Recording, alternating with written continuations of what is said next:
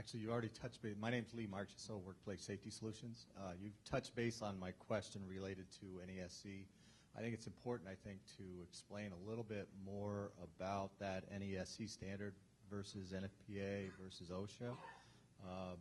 Particularly the meter. You know, the confusing one, I think, is you have a 480 volt secondary of a transformer that's requiring 4 cals of protection, feeding a self-contained meter that's requiring 20, fed by the same equipment.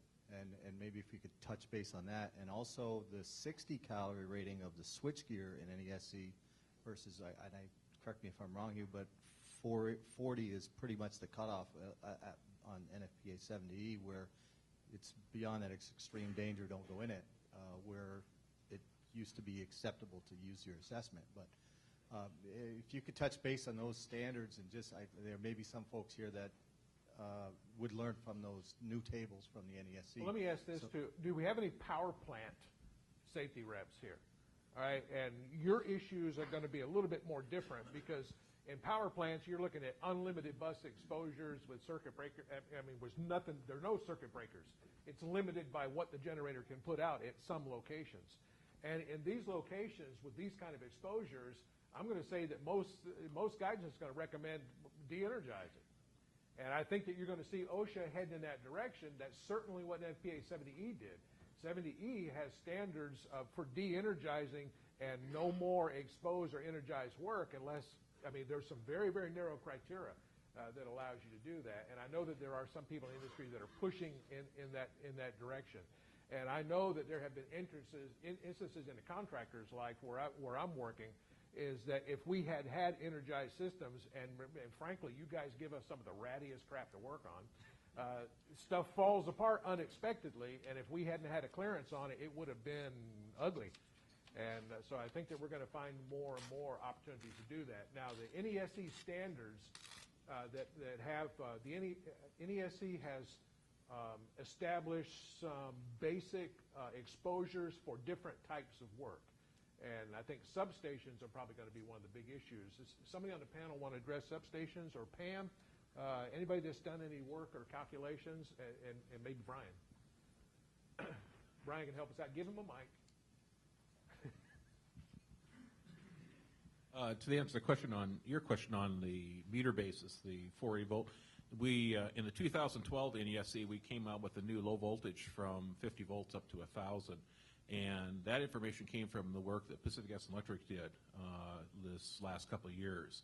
They did just an enormous amount of testing, and what they found was interesting was that the 40 volt meter bases, because the jaws are so thin and so close together, that once you get an arc there, that aluminum just vaporizes and becomes a gas, and you're getting much more higher calorie ratings in that area versus a 40 volt transformer where your lugs are 4 to 6 inches apart and heavy material. They don't near get that gas that you get. We were concerned too. We looked at it and we went, how can you get 4 calories at 40 volt transformer and 20 calories at a meter base? Jim Tomaszewski and I were kind of just shaking our heads going, this is not going to work. But after they explain it, after we've seen it, and I've got pictures of actually where the meter base actually does just vaporize, and you see those jaws goes, and that's where we're getting a higher calorie rating. But that's only on the 7-terminal meter. That's the fully rated meter. The CT meter, there's not a problem with on those areas. But that was the difference on that. And we went to that when we wrote the 2012 NESC, the low voltage table. We actually did kind of what they did with 70E. David Wallace really wanted us to go that direction, is kind of put the work practice in there and the voltage with it. And some of that stuff. And also, the other thing, too, is that the NESC tables are, we call it FR for dummies. And I don't mean to insult anybody, but it is the worst case. You can go in there and you can use that table as a default. Okay? If you're in front of a 40 volt meter, 20 calories is the max you're going to see, you know, from what we're seeing and what we've been told on that. Now, that doesn't mean you're going to see 20 calories. You may see 4 or 5 calories. So it's a default. If you don't want to calculate yourself, if you don't want to work it, you can go ahead and use that table, and it's going to get kind of the worst case of their area. Same thing with the 410A, 410.1 and 410.2, the high voltage ones. It's kind of the worst case stuff that we've seen in there. You can certainly go through and calculate yourself and maybe find much lower ones. On the higher stuff, when we went to switchgear, the 60 calories, that type of stuff, you have to go down to the tables into the references, and it gives you reference of how we came up with that. But that's basically the worst case that we could find, at least. And that all came, like I said, from PG&E and the good work that they did. Okay. Yeah, just a comment on that. Actually, if you start calculating, you're going to get higher numbers than that table has. And the reason is that Marcia's work done at it was PG&E and EPRI. So there was actually quite a few partners who were involved in that. And what they found was that these meters tend to self-extinguish because the meter becomes its own fuse. And it just burns out to the back, and that kicks it out faster because there's no fusing upstream in most cases. So you don't have an upstream fuse to kick it out. The transformer will just keep supplying it. And she found that basically those jaws burn themselves out, and they limit the energy because of that. Certain ones limit it lower, but those types of meters tend to self-limit. And so that's one of the things, if you start doing calculations, it's going to act like it can burn for days. Well, it can't, because the wires are going to burn out the back, and it's gone. So there's no way to keep it burning. But so use the NESC table. The NESC table is based on the latest science. The 1584 calculations are not as up-to-date as the NESC table, and it's going to take a while to get that 1584 stuff up to date. The 1584 works great in a power plant, in places where you have unlimited bus, and places where you don't know what the equipment's going to do, but that work that was done by Marcia was really helpful. A couple of things here. Hector gave me a question here that a lot of people have asked. Difference between 70E and NESC. I heard you said something about 70E doesn't allow you to wear cotton underneath. They actually do allow you to wear cotton. They just don't allow you to. Not to combine it. They don't allow you to count it as extra protection. Right. Okay, and that's just so that's really clear.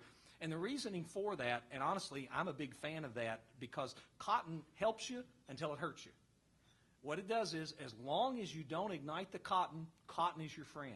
Once you ignite the cotton, you go from a 95% chance of living to a 50% chance of living. If you don't ignite the cotton, which in most arc flashes we don't ignite cotton, but what I'm seeing more and more in FR-treated cottons, I'm actually seeing ignition levels of the cotton underneath them just past the arc rating about 10% of the time. And say we've done 500 garments in the last 4 months for Brazil, and I was shocked at how this FR-treated cotton, if you hit it with a little bit of plasma, it just exotherms, gets super hot, and ignites the cotton right directly underneath where the plasma hit. And so that's one of the things we have to think about when we're choosing clothing. I tell people all the time, you're better off just in an arc-rated shirt, period. Give me 4 cals of arc rating and no cotton T-shirt, and most of the time you're going to be better off because you'll never ignite anything. Now, once in a while, an 8 cal shirt will pay off. We've gone 8 cal crazy recently, and what I'm trying to get people to realize is the difference between 4 and 8 is not twice as much protection. The difference between cotton igniting, that's 50% chance you're going to die. If your cotton shirt catches on fire, Hector was a lucky one, he didn't die. But 50% of the time when you ignite a cotton T-shirt and it continues to burn, you're going to die. 95% of the time, if you get 20 cals, which is kind of the average arc flash, I've done 150 accident investigations that had clothing involved, and in that I've seen that every single one of them except 2 were under 20 cals. Every single one except 2.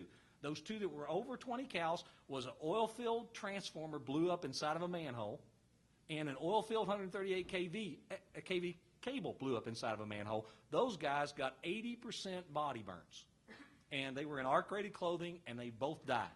And that's when you get oil-filled stuff blows up, you've got to be wearing a flash suit. But these guys weren't even working on any energized parts. It just blew up while they were in there. So there was no fault of the utility or anything. But cotton clothing is your friend until it catches on fire. I'm just kind of saying, let's just get rid of the T-shirt. Upper torso cotton, lower torso cotton, I've never seen an ignition. So